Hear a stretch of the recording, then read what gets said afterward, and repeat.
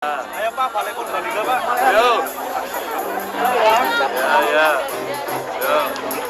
Kasih jalan ya, kasih jalan. Ya. Di belakangnya. Kita akan lihat pertunjukan Reog Ponorogo dari tanah aslinya. Kehebatan Ganjar Pranowo yang tak terungkap adalah kemampuannya melobi dan berdiplomasi. Perpaduan keluasan berkomunikasi dan mengenali karakter lawan bicara. Ganjar mampu menempatkan diri dalam setiap kondisi dan situasi. Lihat saja di akun IG dan YouTube-nya.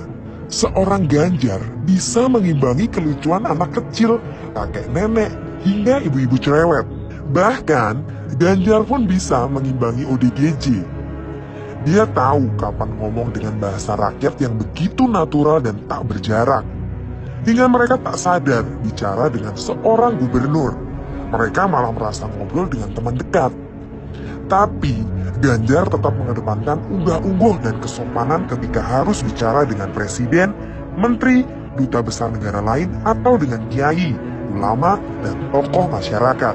Dengan kemampuannya, Ganjar mampu merangkul dan mengkoordinasi 35 bupati wali kota, 7.800 kepala desa, dan puluhan instansi vertikal dari kepolisian, TNI, serta BUMD dan BUMN di Jawa Tengah.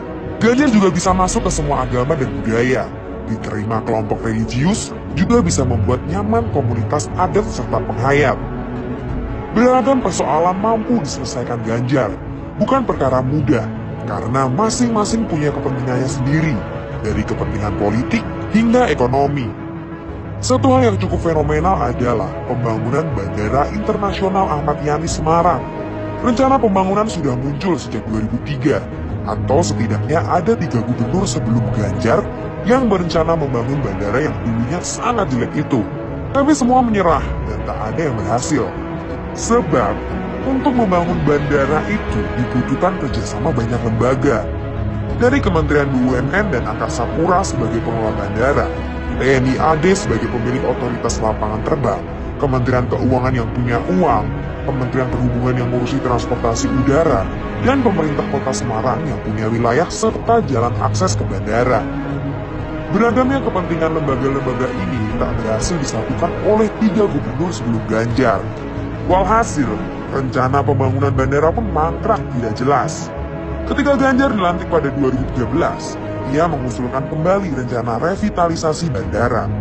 Awalnya pun sama, banyak kendala. Tapi Ganjar berhasil menemukan solusi yang bisa menyatukan semua instansi. Bahkan sampai mampu mengubah satu peraturan pemerintah yang menghambat pengembangan bandara. Akhirnya, bandara yang awalnya bernama Pangkalan Udara Angkatan Darat Kalibanteng ini mulai dibangun pada 2017. Setahun kemudian, pada tahun 2018, Ahmad Yani menjadi bandara megah di atas air atau floating pertama di Indonesia. Sukses di Semarang, Ganjar kembali mengajukan revitalisasi 2 bandara, yakni di Wirasabah Purbalingga dan Blora Blora. Keduanya juga awalnya bernasib sama seperti Ahmad Yani.